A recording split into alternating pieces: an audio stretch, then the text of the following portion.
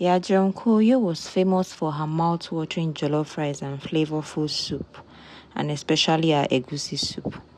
Customers flock to her food stall not only because her food is so yummy, also because her food portion is decent and satisfying as compared to her neighbors whose food are tasteless, and they also serve tiny portion at overpriced rates.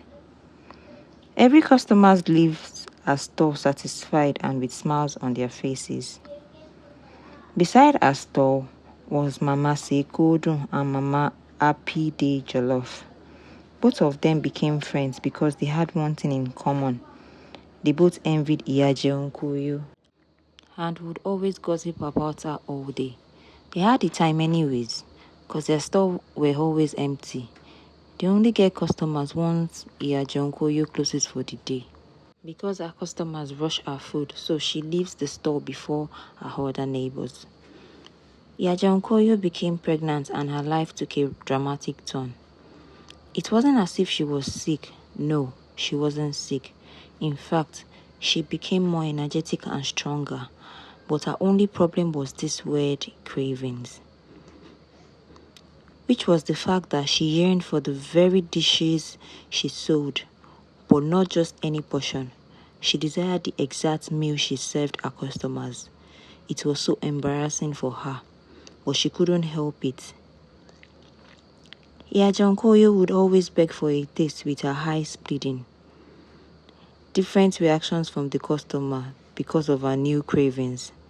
Some customers would be confused, but when they saw that she is pregnant, they would smile and offer her their food.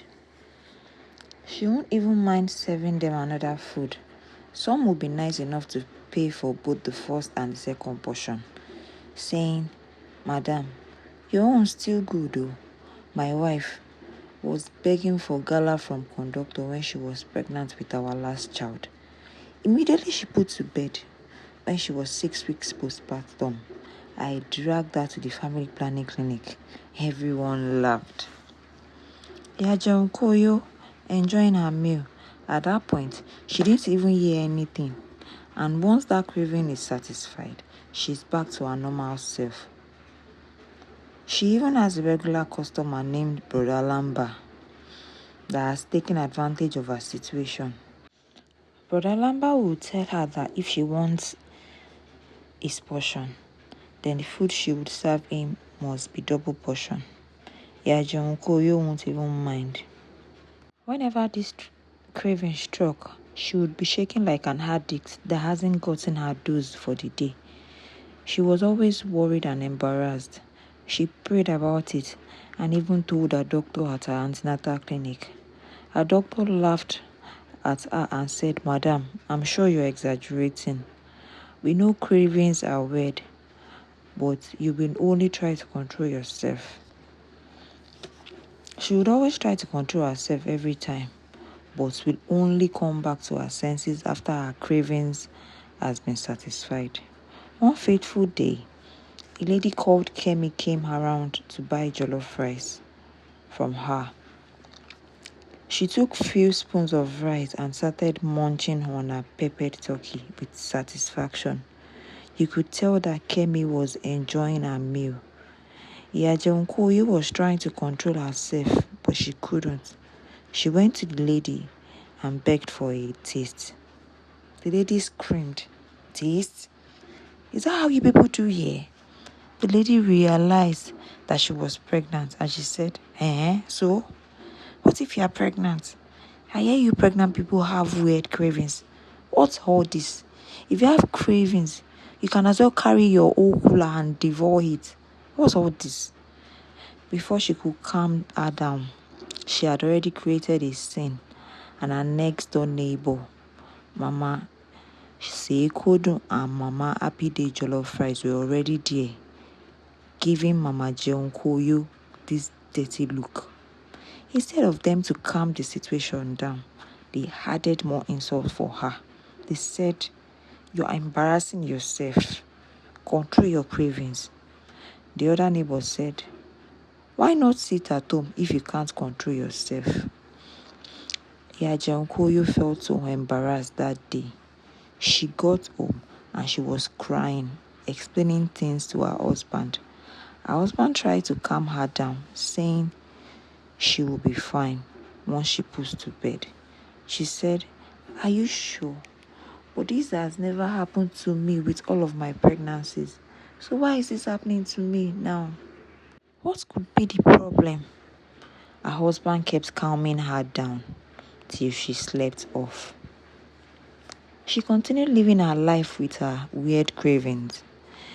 It was still same, but at this point, she had accepted her fate, believing that when she puts to bed, it would stop. And her EDD was also close. She was only counting days before she put to bed. Few days later, Iyajeonkoyo gave birth to a beautiful baby boy, and her cravings vanished, and she returned to her normal self. Children, they say, are blessings indeed. After 3 months of her maternity leave, she got grants from an NGO who supports struggling women, and they opened a huge canteen for her. Business was booming and her life became better. On a fateful day, a lady walked into her canteen. She couldn't even remember her. Guess who she was? At this point, my dear viewers, kindly like, and please, if you love this content, please kindly subscribe to my channel. It would help my growing channel. It was Kemi, the aggressive lady. She was unrecognizable. She was pregnant and swollen, looking so different. She moved close to Iyajeonkoyo and said, "Madam, how are you? Do you remember me?" Iyajeonkoyo told her, "No." And she reminded her. Kemi apologized that she is really sorry, that she was actually frustrated on that particular day, that she has been a TTC mom for 7 years, meaning she has been trying to conceive for 7 years, that she already thought that she was pregnant for that month until she realized that she was stained at the bus stop. So she only unleashed her frustration on her on that day. She apologized again, and Iyajeonkoyo hugged her and congratulated her.